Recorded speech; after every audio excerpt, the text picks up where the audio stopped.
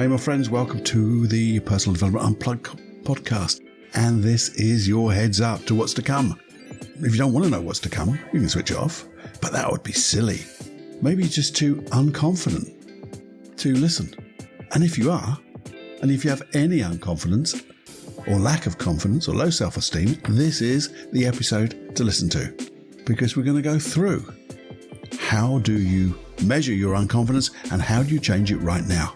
Because if you change it really quickly, wouldn't that be awesome? So if you want to know how that is done, listen after this. It'll be great. Well, it'll be good. It'll be good. It will be good.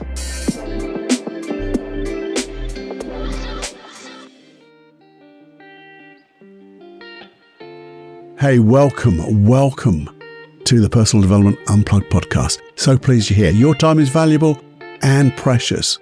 So what I would like to do is fill that time that you share with me with the most shiny golden nuggets to help improve your life, to get your goals, your wishes, your dreams to come to fruition quicker, bigger, better than you could ever imagine, using your imagination, using hypnosis, using NLP, neuro-linguistic programming, all of that, using all things of the mind.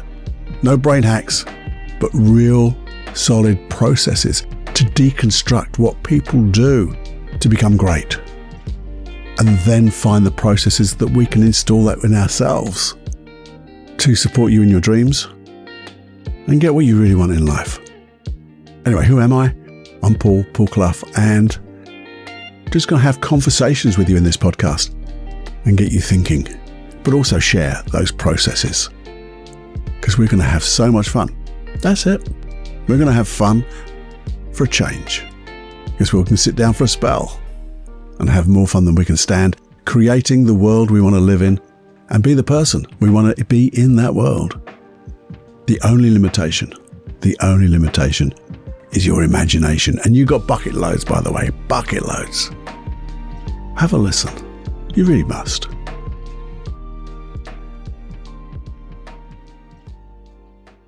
Warning. You are entering into the unplugged mind of Paul Cloughie. Too late. Personal Development Unplugged. Hey, my friends, we're back with another longer podcast with me, Paul Cloughie. There's only me here, so it's got to be me. And I wanted to talk a little bit about confidence and how the hell do you measure? How do you gauge your confidence or lack of it? There's that thing that people, I see so many clients and they go, I'm so unconfident, which I normally answer, well, you seem pretty confident about being unconfident, which is sort of funny for me a little bit. But it gets them to think a little bit, because when we say we're unconfident, we're not unconfident everywhere, but we have it, well, we've generalized a small bit of unconfidence in one particular context of our life, one area of our life, and we've let it just generalize into every other area, because that's what happens, isn't it? But the thing is, how do you measure? How do you measure confidence, your confidence? That's the question. How do you measure your confidence? Or how do you measure your unconfidence? Something that you're thinking about doing and, well, how do you know what unconfidence is, I guess, as well? Thinking about it. I mean, my unconfidence. How do I know if I'm unconfident? Let me share a bit with you. Well, I tend to get a weird feeling in my tummy. It's a little bit, there's a little hollow type, a little bit tight, and it seems to sometimes go to my neck, to my throat, because I can't speak very well. And again, what the other thing I guess I do is I start to think about things, think about what I'm going to say, and I'm not listening and not thinking about anything else. And I think that's when I know that I'm not being the confident little Paul that you can be.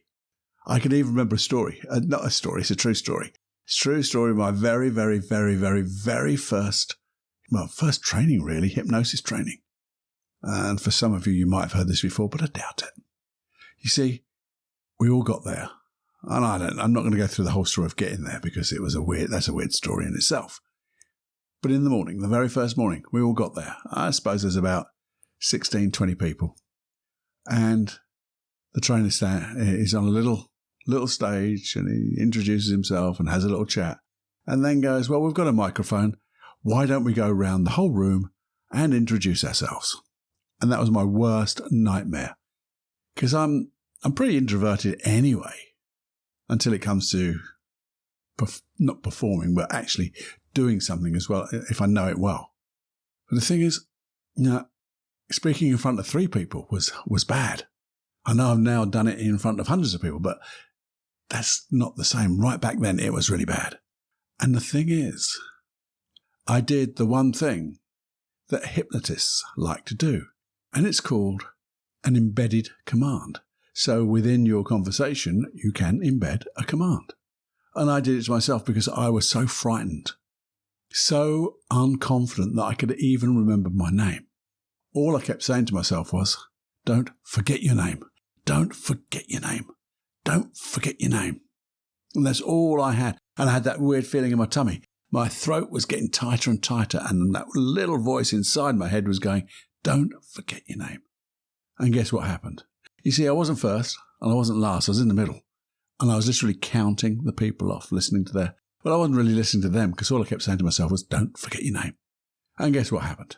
I stood up, took the microphone. I couldn't remember my bloody name. And I literally just stood there and said, I can't remember who I am, but I'm sure I will later. Thank you. And passed the microphone on. Which, looking back, is quite funny. But it wasn't at the time. And that's one thing you could call as being unconfident, and how you measure it. You see, most would look at their unconfidence and say, well, how scared they are, maybe, how worried they are, how anxious they are. And that's their level of unconfidence. What's yours? Have a think now. Muse with me. Think back to a time, not a big one, but just think back to a few times, separate contexts when you knew you were unconfident, or even maybe you're thinking thinking of the future, something you're unconfident about. And notice where you feel the feeling and how would you describe it? Not the whole feelings and that stuff we've done before, but just, is it scared? Is it worried? Is it anxious? Is it fearful? And just notice what it is. You see, a lot of people, me included, until I realized, and this is the thing I'm going to share with you, is that most of us measure our unconfidence by the results we got. Like, well, the last time I did it, it was a failure. I bombed. It was horrible. And therefore, I start to think about what can go wrong in the future, and I get even more scared, more fearful, more worried, more anxious, and get more and more unconfident. So that's one way to do it. Because if it didn't work before, which equals failure, why would it work again? In fact, it'd probably be worse, because now I'm even worried about being worried. But then I thought to myself, I do a lot of thinking about this, as you know, but have you ever done something that you've done before, that you were confident in doing, and it didn't work out? We all have, haven't we? There's stuff I just knew I could do it, and the bloody thing didn't work, or it didn't work as well as I wanted. Now, why was that then? Because I was confident, but the result I got wasn't what I wanted. Was it because I was overconfident? Because that can be that. Maybe didn't quite, because of that overconfidence, prepare well enough. Because that's what anxiety and fear is trying to do for you, I guess, is to make you prepare. That's a positive intention, so you don't fail. Trouble is, you get overwhelmed, you worry so much, you bloody fail. So there's a conflict. So there's a better way of doing it. But then on the other hand, have you ever done something that you've never done before, you weren't that confident of, and guess what? You bloody achieved it. You did actually way better than you thought. So that doesn't make sense, does it? Because you can be unconfident in doing something and get a good result.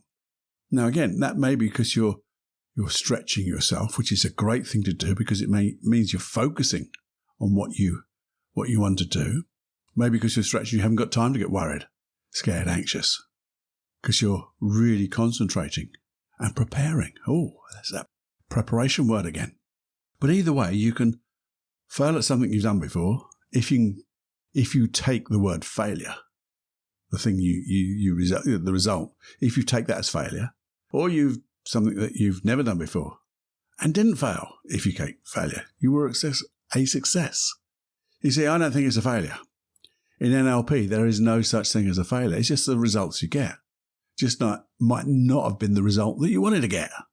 Now, there's a couple of things that came to mind. This is why I started to muse about this. Because I was listening to a guy on a podcast talking to somebody else, and his name was Ed Meyer.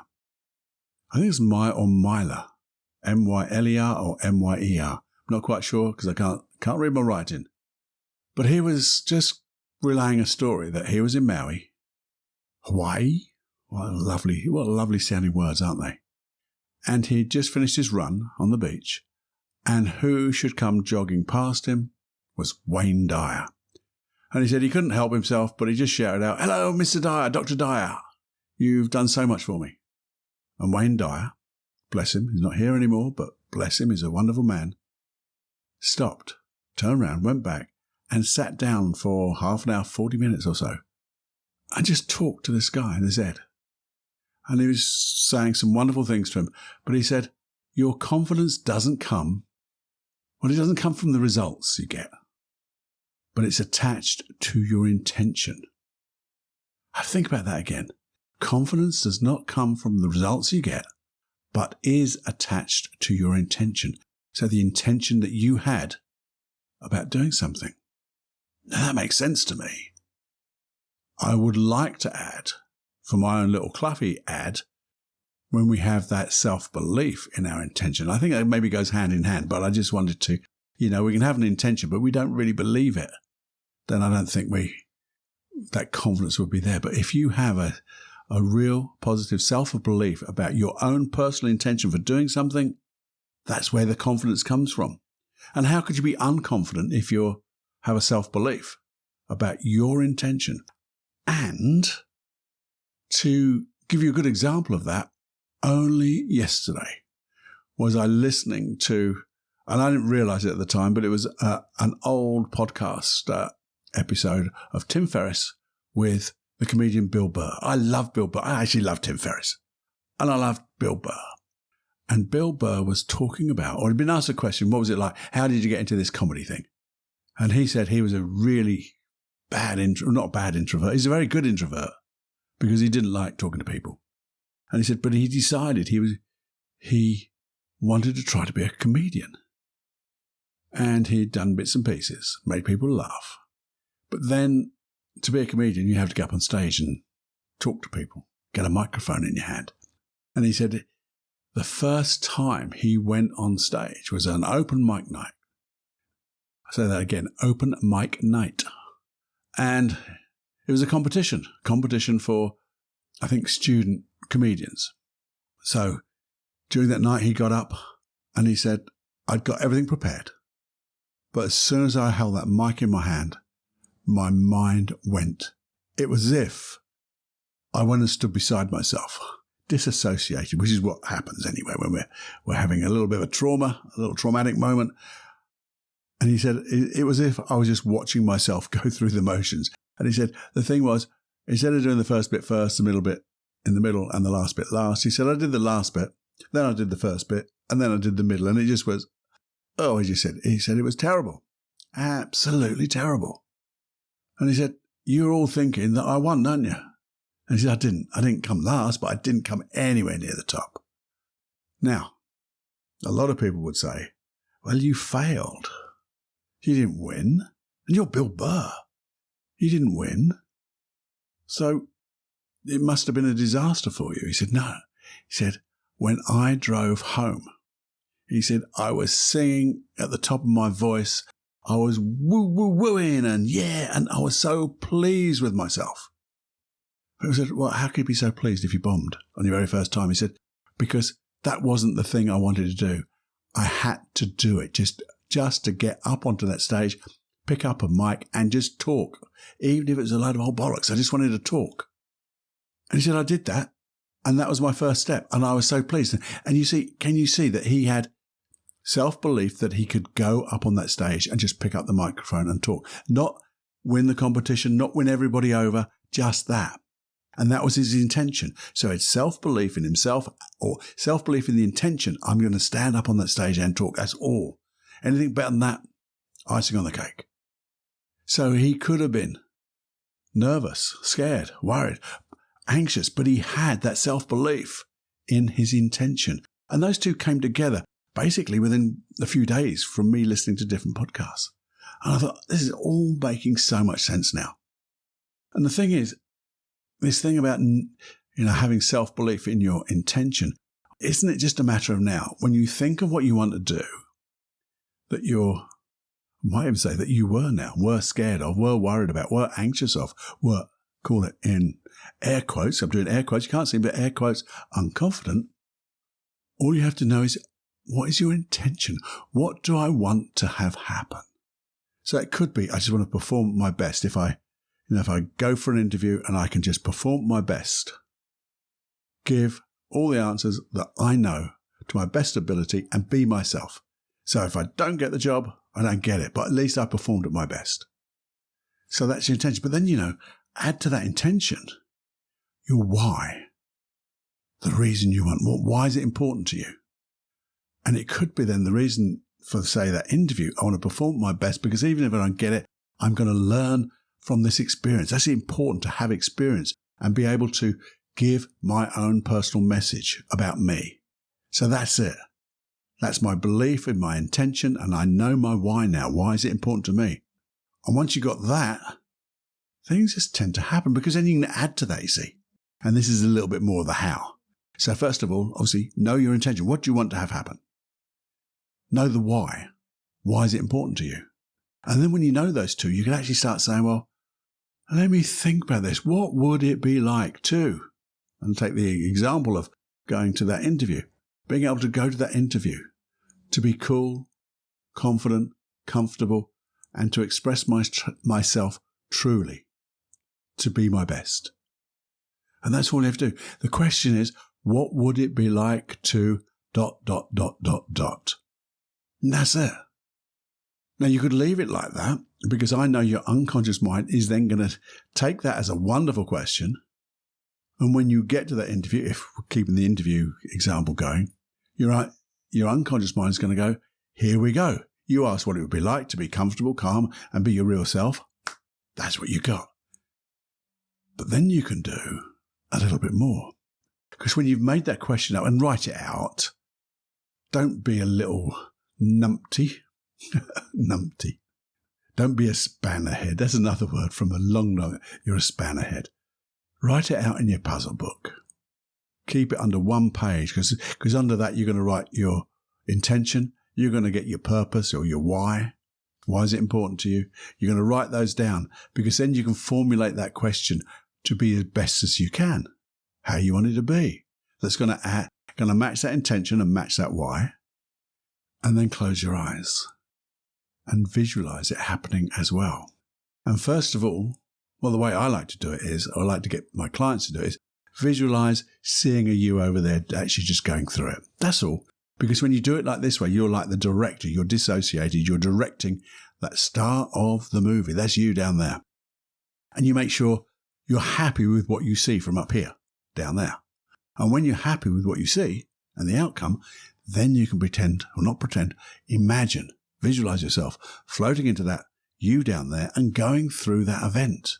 And feel the feelings. See what you'll see. Hear what you'll hear. And feel those feelings. Because what are you doing? You're feeling the wish fulfilled. You're showing your unconscious mind, this is my sort of answer, what it would be like.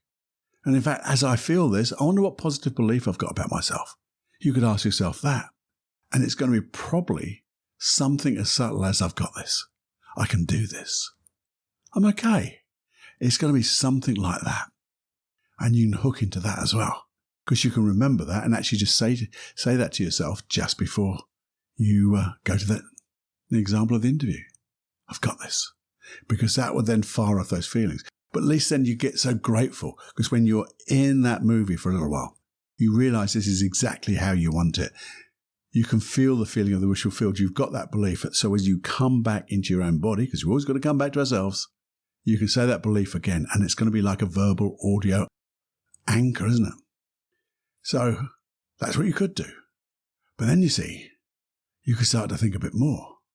Because it could be something that you need. Well, we all have to prepare for these things that we were in the past anxious about, scared about, worried about, maybe in our own mind failed about because we were gauging our confidence on the results and not our intention. But now, knowing your intention and knowing what it felt like, that feeling of the wish fulfilled, you could actually start asking yourself a few questions.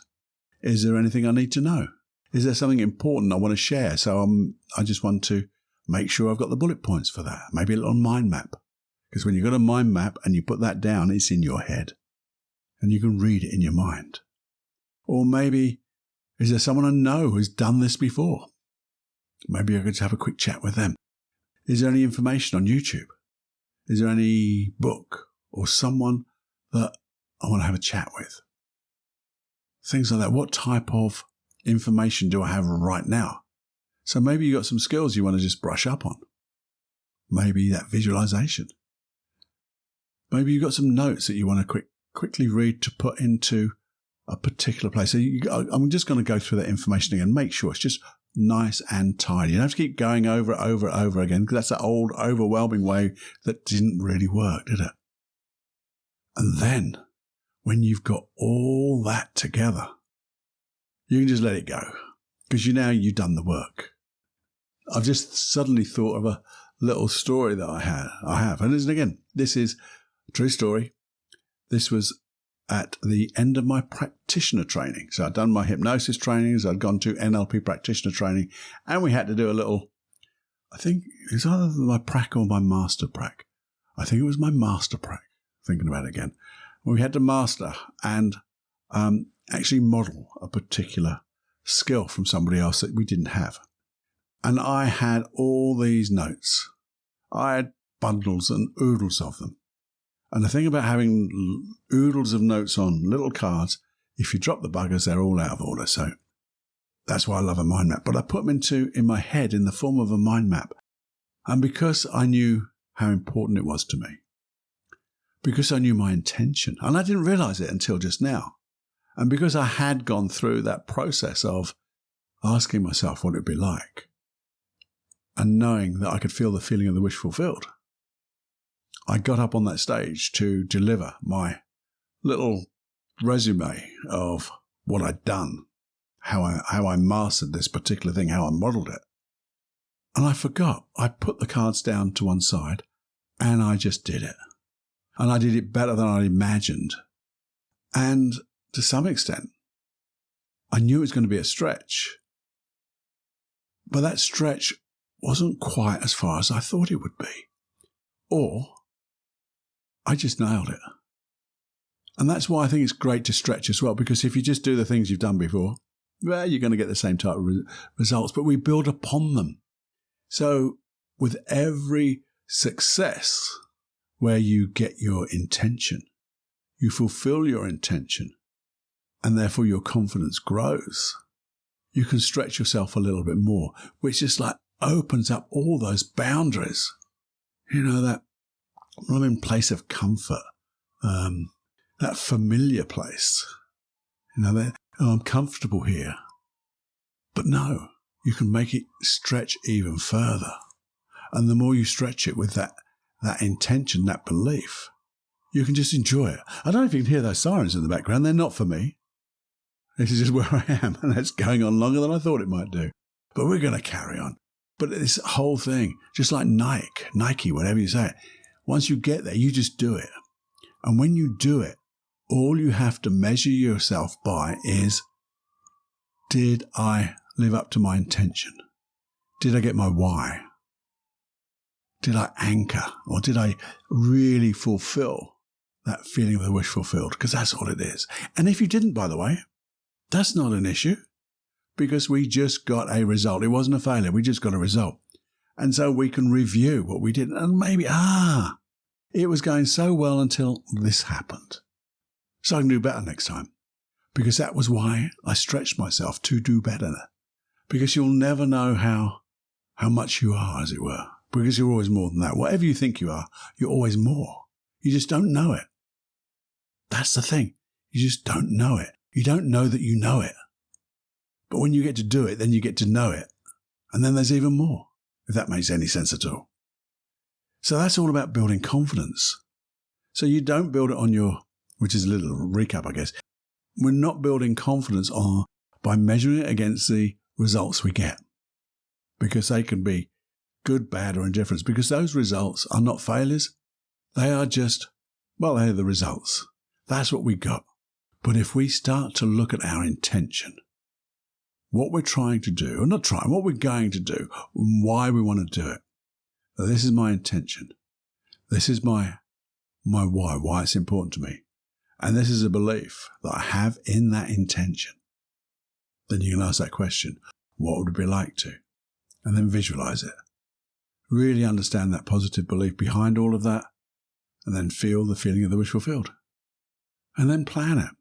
Plan it, get your resources together, and then go bloody do it. And you will smash it. You'll knock it out of the park. And then you'll grow. And that's what we're here to do. Grow. Because in some ways, we're growing into the person we are. Which is a weird way, isn't it? That's weird. I just suddenly thought about that. Growing into the person we are. Because we're always more than we think we are. Therefore, we've got to grow into that person who's even more than we think we are, to find out that actually we can grow even more because we're more than that. Because whatever you think you are, you're more than that. That's a lovely thought, I think. It's a lovely thought to maybe just muse upon for a little while, and I'm going to let you do that. I hope you enjoyed this. I hope it made a little bit of sense.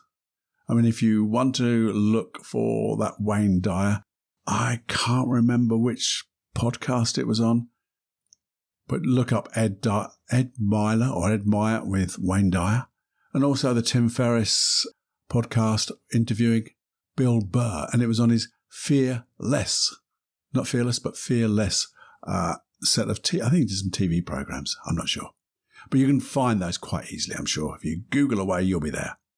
And while you're Googling away and you're online, why not share this podcast? Oh, I haven't told you that, or I haven't reminded you about that for a long, long time, since the last time, I guess. It's always since the last time. If you would, again, you don't have to share it with everyone. You don't have to. You could just do it with one or two people. Or you could sit and look at that and say, well, I've done a couple, I might do another couple. But if you could just share it with one person, that would be awesome.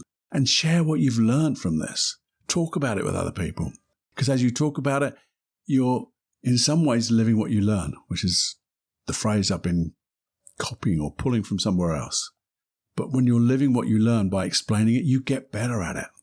And then you'll do more and you'll stretch more.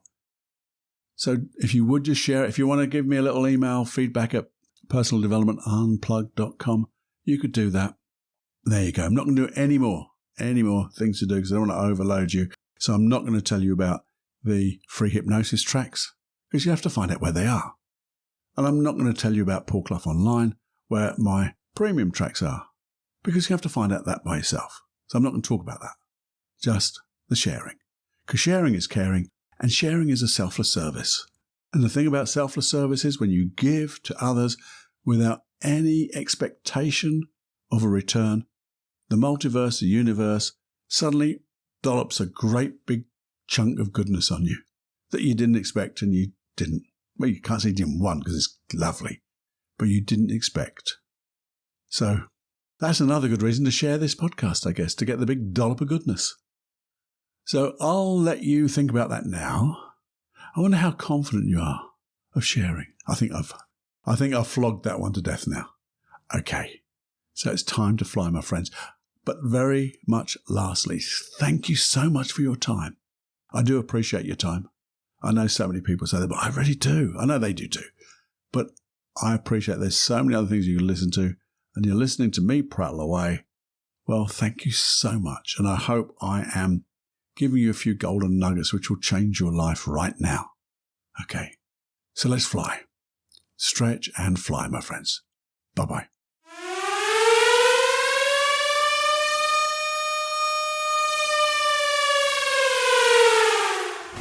Warning, you are now leaving the unplugged mind of Paul Clough. It's time to fly on your own. Be brave, my friend. Personal Development Unplugged.